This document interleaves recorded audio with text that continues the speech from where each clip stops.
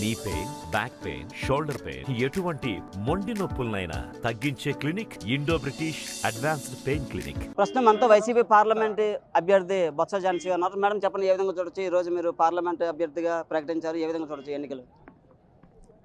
ఎన్నికలు 100% ప్రజాస్వామ్యంగా, ప్రజాబద్ధంగా, ప్రజల ఆమోదంతోనే జరిగే ఎన్నికలు. ప్రజలు కూడాను ప్రజలకి చేరువగా ఉండి ప్రజల తాలూకా సమస్యలు తెలుసుకుని పరిష్కరించే నాయకులనే ప్రజలు ఆశీర్వదిస్తారు. తప్పకుండా ఇది వైఎస్ఆర్ పార్టీ మరి పార్లమెంటు ఇన్ఛార్జిగా రేపు రానున్న ఎన్నికల్లోని అభ్యర్థినిగా ఉన్న నాకు తప్పనిసరిగా ప్రజాపక్షాన ఉన్న వైఎస్ఆర్ పార్టీ 100% విజయం సాధిస్తుంది. అంటే మీరు విజయనగరం వాసి అని చెప్పేసి ప్రజలు అనుకుంటారు, అలాగే విశాఖ ఆడపడుచు కూడా అంటుంటారు, ఏ విధంగా చూడొచ్చు దీన్ని, ఎలా కమెంట్ చేయాలి? విజయనగరం నాది మెట్టినిల్లు, అత్తవారిల్లు, కన్నవారిల్లు విశాఖపట్నం. సో నేను విశాఖపట్నానికి స్థానికురాలే, నేను బయటదాన్ని కాదు. చదువు నా బాల్యం అంతా విశాఖపట్నంలో సాగింది. అంటే ప్రచారాలు తిరుగుతున్నారు, ఏ విధంగా చూడొచ్చు విశాఖలో పార్లమెంట్ అభ్యర్థిగా ఎంపీగా గెలిచా, ఏ విధంగా చూడొచ్చు?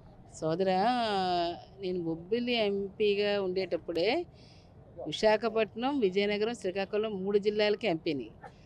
విశాఖపట్నం తాలూకా ఏ సమస్యలు ఉన్నాయో పూర్తిగా కూలంకుషంగా వాటిని పరిశీలన చేసి వాటికి అవసరమైన సమస్యల్ని పార్లమెంట్లో గలం విప్పి చాలా కార్యక్రమాలు మేజర్గా ఉన్న మనకి ఈ heart of the city steel plant కానీ, BHP కానీ, షిప్ యార్డ్ కానీ, ఇటువంటి వాటి మీద ప్రత్యేకమైన దృష్టి సారించి వాటికి అవసరమైన వాటిని అప్పుడే క్యాపిటల్ మైన్స్, కోల్ మైన్స్ గురించి కానీ, ఇతరత్ర మనకి నిర్మాణాలు చేపట్టడం గురించి కానీ, మన దగ్గర తయారీ వాటి గురించి ఆర్డర్స్ కానీ, వీటన్నిటి మీద అప్పుడే తీసుకురావడం జరిగింది. అది కాకుండా ప్రత్యేకంగా ఇక్కడ ఉన్న రహదారుల గురించి, BRTS రోడ్లు లాంటివి అర్బన్ డెవలప్మెంట్ కమిటీలో ఉండి దాని ద్వారా సాధించుకున్నవి. అలాగే ఇక్కడ అవసరమైన ESI హాస్పిటల్, కళ్యాణ్ హాస్పిటల్, అక్కడ విజయనగరం హాస్పిటల్తో పాటు ఇక్కడ మోడర్న్ చేయడానికి ESI హాస్పిటల్ గురించి ప్రత్యేక నిధులు తేవడం కానీ, ఇలాంటివన్నీ కూడా ప్రభుత్వానికి అదొక్కడే కాకుండా IIM లాంటి వాటిని కూడా ఆ రోజు అడిగితే ఈరోజు రావడం జరిగింది. ఇలాంటివన్నీ కూడాను ఈ ప్రాంతానికి, మన ప్రాంతం వెనుకబడి ఉన్న ప్రాంతం విద్యాపరంగా, వైద్యం పరంగా, ఉపాధి పరంగా అన్నిట్లో కూడా ముందుండాల్సింది. అలాగే సాధికార దిశగా మహిళలు కూడా ఇవాళ సాధించవలసిన అవసరం ఉంది.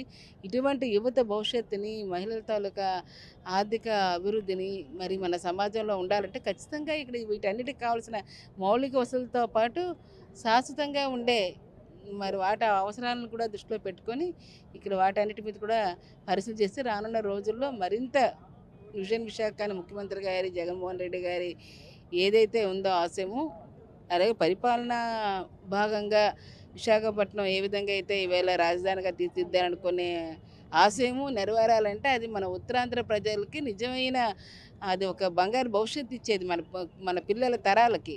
కాబట్టి అటువంటి దాని దిశగా మీ ద్వారా కోరుతున్నాను.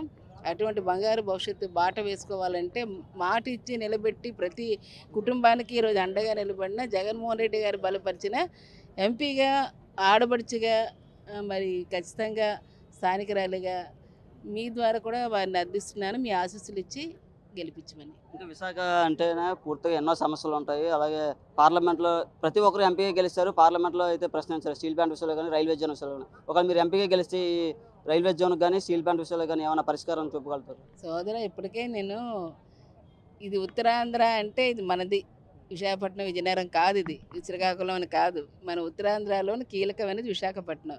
విశాఖపట్నం రానున్న పరిపాలన రాజధానిగా మనం అడ్మినిస్ట్రేటివ్గా మనకి ఇక్కడ క్యాపిటల్గా ఉంచుకునేటప్పుడు దానికి అవసరమైన దాన్ని ఇవాళ తీర్చిదిద్దాలంటే దానికి అవసరమైన వాటన్నిటి మీద ఖచ్చితంగా అందరితో పాటు అటు ముఖ్యమంత్రి గారు వారు తీసుకున్న సహాయ సహకారాలతో పాటు ఇక్కడ మనకు కావాల్సింది పార్లమెంట్లో కావాల్సిన వాటిని కొత్త వాళ్ళకి అనుకోండి అవన్నీ అవగాహన చేసుకునేసరికి వాళ్ళ టర్మ్ అయిపోద్ది. నాకు ఆ పరిస్థితి లేదు.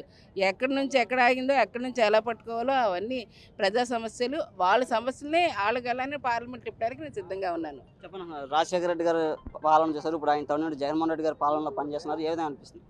నవ్వుతూ నా భవిష్యత్తు, తండ్రికి మించిన తనయుడిగా ఈవేళ రాజశేఖర రెడ్డి గారు ఇచ్చిన వాటితో పాటు విద్య, ఆరోగ్యం, ఉపాధి వాటితో పాటు వీళ్ళు ప్రత్యేకంగా సంక్షేమ ఫలాలు అన్నిటికీ కూడా ఈరోజు ప్రతి ఇంటికి తలుపు తట్టి నేరుగా చాలా ట్రాన్స్పరెన్సీతో అవినీతిమయం లేకుండా పరిపాలన చేస్తున్న ముఖ్యమంత్రిగా ఉన్నారు కాబట్టి ఖచ్చితంగా జగన్మోహన్ రెడ్డి గారి పరిపాలన మరొక స్వర్ణయుగం. చాలా ధైర్యంగా చెప్తున్నారు 170 స్థానాలు 175 మేము సింగిల్గానే వస్తాం, కానీ 3 పార్టీలు పొత్తులు పెట్టుకుని ఇప్పుడు వచ్చి ఫుల్గా లిస్టు కూడా ప్రకటించాలని పరిస్థితి ప్రతిపక్షాల్లో ఉంది. ఏ విధంగా చూడొచ్చింది? వాళ్ళ తాలూకు వీక్నెస్ మీకు ఇటే కనిపిస్తుందని తెలుసుకోండి. ఇది బొత్స ఝాన్సీ గారు చెప్తున్నారు. పూర్తిగా ఎన్ని పార్టీలు పొత్తులు పెట్టుకున్నా మేము మాత్రం సింగిల్గానే వస్తామని ఎంపీ అభ్యర్థి బొత్స ఝాన్సీ గారు చెప్తున్నారు. ప్రతి video journalist Sajjay Naidu, RTV Visakha నుంచి. మరిన్ని వీడియోస్ కోసం ఛానల్ ని సబ్స్క్రైబ్ చేయండి, లేటెస్ట్ అప్డేట్స్ కోసం వాట్సాప్ ఛానల్ ని ఫాలో చేయండి అండ్ లింక్ డిస్క్రిప్షన్ లో ఉంది.